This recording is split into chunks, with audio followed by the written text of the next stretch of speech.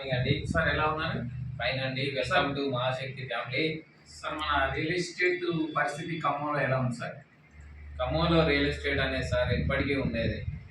భూమి భూమి అనేది ఏంటంటే ఖమ్మంలో సిటీకి మనం ఒక 4 అవర్స్ దూరంలో ఉండడం వల్ల మనం ఎవర్ గ్రీన్గా ఉన్నామన్నమాట.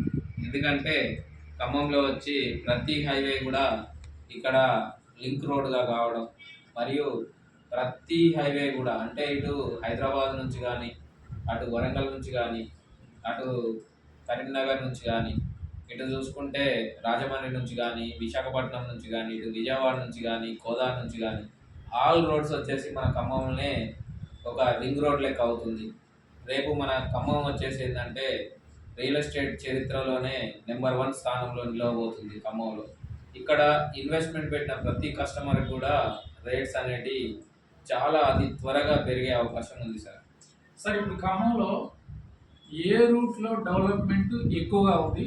కస్టమర్ ఏ రూట్లో కొంటే బాగుంటుంది? మీ అమూల్యమైన సలహా ఇచ్చే మన బాగుంటుంది. మన కంపెనీ తరపున ఏంటంటే మేము ప్రతి ఒక్కటి కూడా సర్వే చేసి మనం తీసుకొచ్చిన ప్రాజెక్ట్స్ వచ్చేసి ఇటు వైరా రోడ్డు మరియు ఇల్లందు రోడ్డు.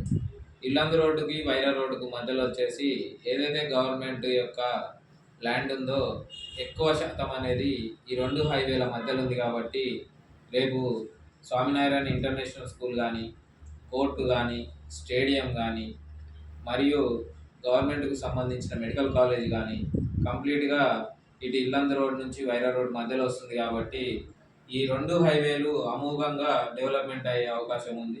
దాంతోపాటు వరంగల్ హైవే చూసుకుంటే వరంగల్ కానీ, హైదరాబాద్ హైవే చూసుకుంటే వరంగల్ హైవేలో మామ్నూర్ ఎయిర్పోర్ట్ అనేది ఖమ్మానికి ఒక 100 కిలోమీటర్ల లోపే ఉంది కాబట్టి రేపు వరంగల్ హైవేలో కూడా ఫ్యూచర్ అనేది మంచిగా ఉంది. ఇటు హైదరాబాద్ హైవే చూసుకుంటే ఈవెన్ హైవేస్ అన్ని పెద్దగా అవుతున్నాయి కాబట్టి ఇప్పుడు ఈవెన్ తల్లంపాడు దాకా మంచిగా మార్కెట్ అనేది ఎవర్ గ్రీన్గా నడుస్తుంది సార్. సార్ ఇప్పుడు ఖమ్మంలో ప్లాట్ల యొక్క ధరలు ఎలా ఉన్నాయి సార్? అంటే సామాన్యుడికి అందుబాటులో ఉన్నాయా?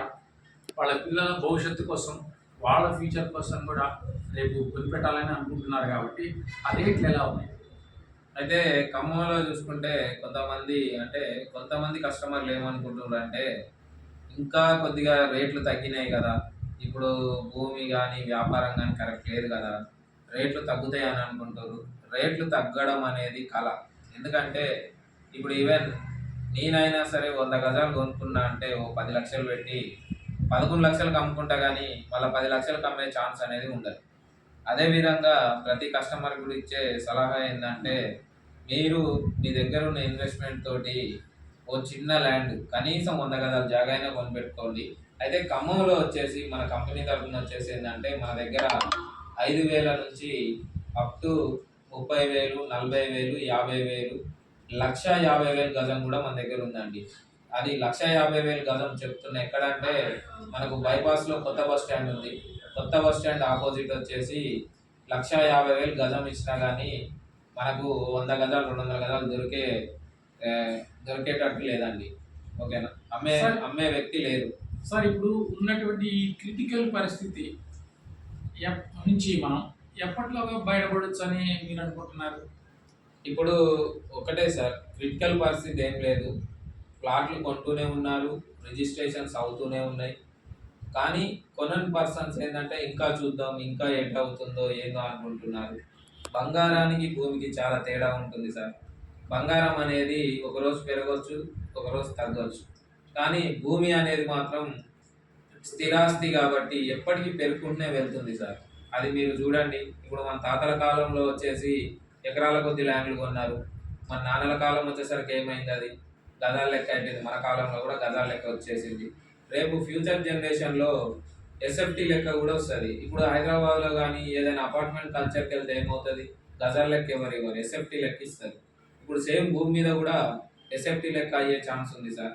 ఈవెన్ ముంబై నుంచి చూసుకుంటే దాదాపు ముంబై రేడియేషన్లో ఒక 200 కిలోమీటర్ల దాకా అక్కడ భూమి గజాల లెక్క ఉండదండి, ఎస్ఎఫ్టీ లెక్కనే ఉంటుంది. మీరు చూడండి. ఓకేనా?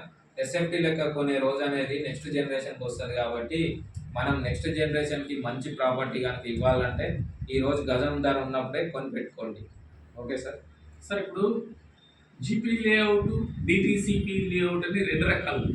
కస్టమర్లు కొంతమంది సందిగ్ధంలో ఉన్నారు ఇప్పుడు. అంటే దాంట్లో కొంటే బాగుంటుందా, దీంట్లో కొంటే బాగుంటుందా,